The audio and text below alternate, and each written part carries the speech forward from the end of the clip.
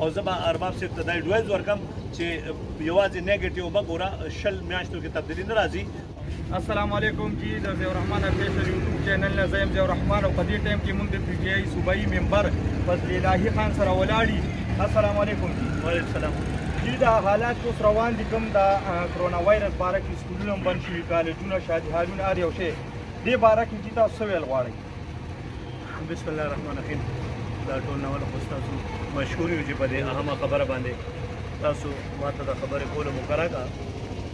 دا اصل کې انسان چې دغه غافل شوی دی. تاسو وګورئ چې په چاینا کې څومره سختي وه.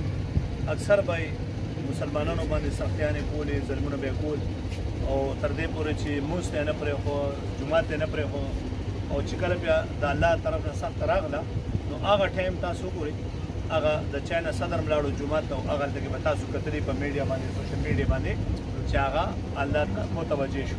دا نن تاسو د ټرمپ چې کوم دی د امریکې صدر هغه ټول خلک راوښتي او دا خبره یې منله چې الله واحد لا شریک دی، الله برحق دی.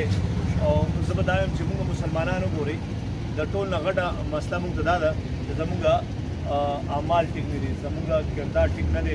په دې باندې ډېرې سختې خبرې کېدی شي خو نه کوم. بس دا درته ووایم چې هر کله یو مسلمان د الله نه یریږي او د الله پاک عبادت کوي او پنځه واړه وخته لمونځ کوي، پنځه واړه د تازه اودس چارنام کوي نو کرونا وایرس دی هغه بالکل نشي راتلی. دا بالکل غلطه خبره ده، دا بالکل نشي راتلی. انشاءالله تاسو وګورئ او زیات چې دی په هغه ملکونو کې چې کوم غافله خلک دي، چاینا، اټلي، یورپ، سپین او نور داسې ملکونه دي چې په هغې کې دا د یو کې هم اوس روان دي. نو زه به درته وایم چې د الله نه مه غافله کېږئ، یقین وکړئ نه راځي، هېڅ هم نشته، مسله نشته. او الحمدلله کومه پورې چې احتیاط خبره نو دا ده چې په ټولو بارډرو باندې موږ خپل ټیمونه ودروړي دي. او بله ورځ هم د افغانستان نه 6 کیسونه راوړېدلي وو، موږ واپس کړه چې نه تاسو خپل ملک کې به علاج کوئ، دلته نشي کولی. دغه شانتې نور داسې مرضونه چې په هغې باندې موږ سختۍ سره عمل پیری یو او د حکومت د طرفه به هېڅ غفلت به نه وي انشاءالله او ښه په اخلاص سره به کار کېږي. یو تاسو بل کومه چې دا خلک ولاړ دي رش جوړېږي ارباب امیر یو ویډیو لیک شوې ده په خبرونو کې مرادي دي پارټۍ باره کې څه خبرې کړي دې باره کې څه ویل غواړي؟ هغه ډېر ذمهوار ملګری دی، زموږ ایمینی دی. نو زه وایم چې هر کله یو ملک ترقي کوي نو هغه په 20 میاشتو کې نشي کولی. که څوک کولی شي نو زه به هغې ته چیلنج ورکړم او زه به هغه خلک به چیلنج کړم چې 20 میاشتو کې څوک غواړي ترقي کېدی شي هغه دې ما سره مخامخ کښېني.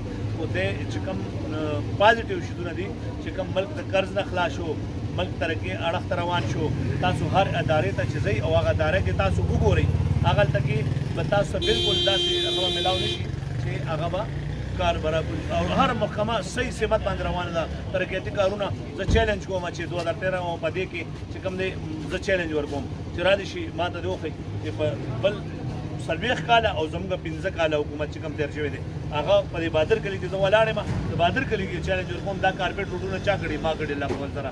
زموږ ډسټرکټ ناظم کړي، زموږ بل کړي. خو دلته کارونه چا کړي؟ دلته خو ټوله فراډونه او حرامتوبونه او کمیشنې وې. او زه به ارباب صاحب ته دا ایډوایز ورکم چې یوازې نیګیټیو مه ګوره 20 میاشتو کې تبدیلي نه راځي او کم هغه پازیټیو شیدونه هم عوامو ته ښول پکار دي چې ملک د قرض نه خلاص شو. مخکې زموږ کم نسیم قرضدار اوس کم از کم نسیم قرض نه وته مونږ او زامن به یو په انشاءالله چې یو کال بعد به زموږ زامن د قرض نه خلاص شي بیا به مونږ خلاص شو. که خیري ملک ترقۍ اړخ ته او د ټوله غټه خبره په پاکستان کې څونه دیني جوماتونه دي. یو تللی د امریکې په مخ کې داسې په نرتوب خبره کړې ده هېڅ چا نه ده کړې. ګوره چې هغه لاړو او یهود نصارا په ملک کې دا خبر ودرېدو هغوی په ملک کې هغوی ته وایي چې تاسو په غلطه یې، تاسو ظالمان یې او تاسو چې د کشمیر سره افغانستان سره د مسلمان سره ظلم کوئ. ګوره دا چیرې هغې ته ورکړی نو واحد ایمان والا دی چې د دې ملک او د اسلام غم ورته دی. پاکستان د اسلام ټوکړه ده او دا د اسلام کله ده، جنت ټوکړه ده او انشاءالله تعالی دا خبرې یاد ساتئ چې دا ټوله دنیا باندې په پاکستان حکمرانی کوي. دا ځان سره سیف